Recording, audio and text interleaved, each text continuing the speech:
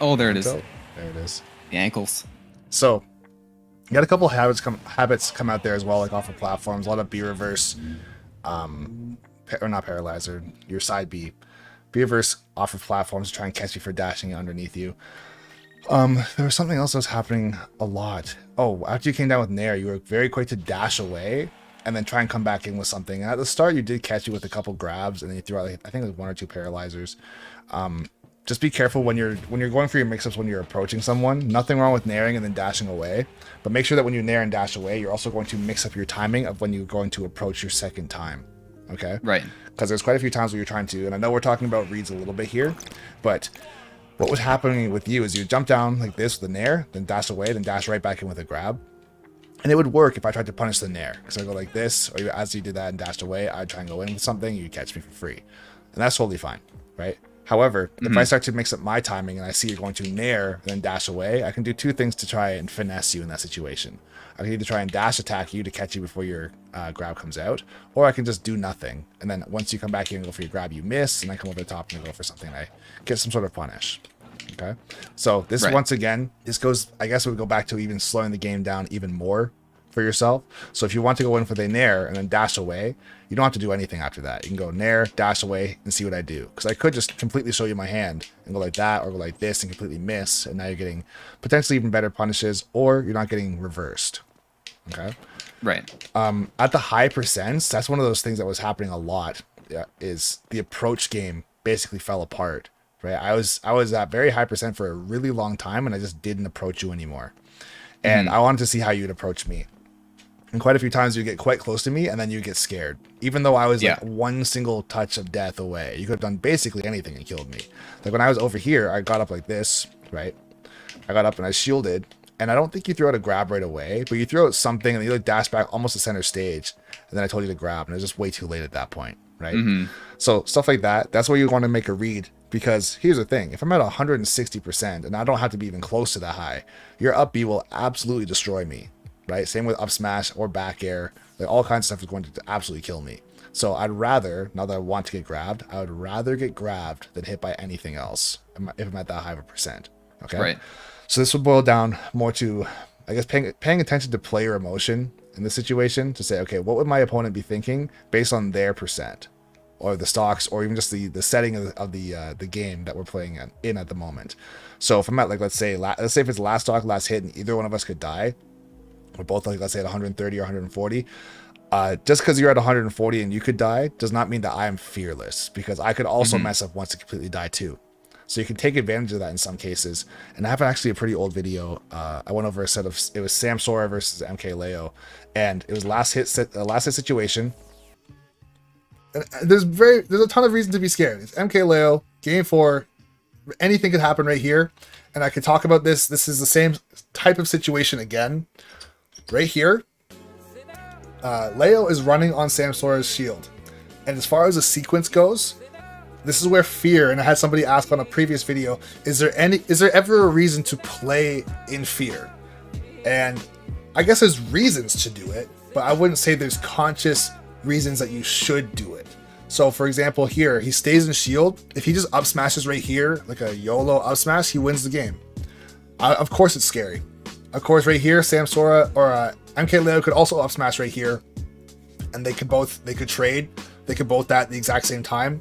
They can both get sent up at the exact same time with like a DBZ type of moment, and Sam Sora dies first because he get launched faster. Does he get grabbed here? Yeah, he just stays. He stayed in shield for so long here. Let's just watch that at full speed. So right here, he lets him push him for so long. Then the double roll into shield, and then that was just a panic option grab. Up smash right here. Up smash right here. Roll, up smash right here. Double roll, up smash right here. If he up smash right here even. So many times, he could have up smashed 4 times. And he could have won the game right here. Right? So, of course, you don't know. But I even said in the last video as well against Tweak, if you have to take that gamble, if you go for the gamble with an attack and you're right, then you win. If you go with a gamble with an attack and you're wrong, then you lose. But if you go with a gamble with a defense, you will always, always lose. because your opponent is in your head and they have the ability to be the aggressor. If they are going to be the aggressor, they are probably going to be able to take a stock or take the set. You got to throw out a hitbox. You got to see what's going to happen here. And that's the thing too, especially in the same situation, really. It is game 4 again, same situation. If you lose this game because you went for an attack and you missed, the set's not over. If you just didn't do anything and you got hit, you think to yourself, if I just did anything, if I did anything at all, I could have won this game as far as throw out a strong attack. He wanted the surefire kill versus making a read. And MKLeo was like throwing out stuff like all around him. He was jumping over top of him and stuff. It's like, bro, you could have up smashed 5 or 6 times and just killed him. But you got nervous and then you lost, right?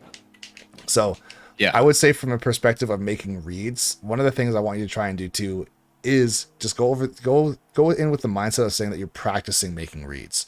So one of the hugest things about that is if you try to make a read and you're wrong, that's just part of practicing, right? Don't be afraid to be wrong. Be like, okay, he's going to neutral get up and shield. I'm going to just dash and go for a grab immediately. It's like, well, why did you think I'm going to shield? It's like, well, I'm at 150. Why would I not shield? Right? If I just get up and F smash, then I'm insane. Like that shit's not going to happen, right? Or if you throw out a grab and let's say I jump and go like this, I'm not going to like at 160 come down and try and kill you, right? If I jump way out of the way, maybe against your grab specifically, I would have had to like pre-plan that. So as soon as I get to the top of here, I'd fast fall and come down with a down air. And I'm going to make a read on the fact that you're standing here and you're going to dash in with a grab.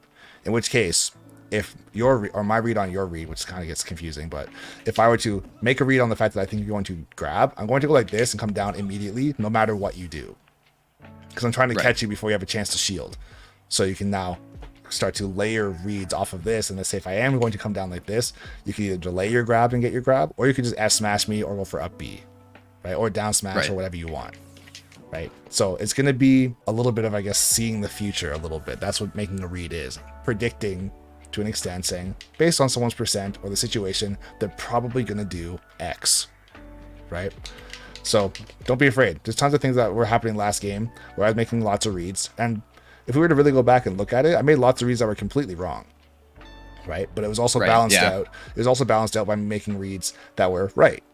So I've had players like this in the past too, where they play very textbook, and there's nothing wrong with playing proper and textbook, but also sometimes you have to break the rules a little bit and make those reads and be wrong, versus saying I'm only going to punish what is given to me, and that's it, right? Yeah, for sure. Don't be afraid to play a little bit crafty or cheeky. If you do something and it doesn't work out, it's like, okay, well, whatever.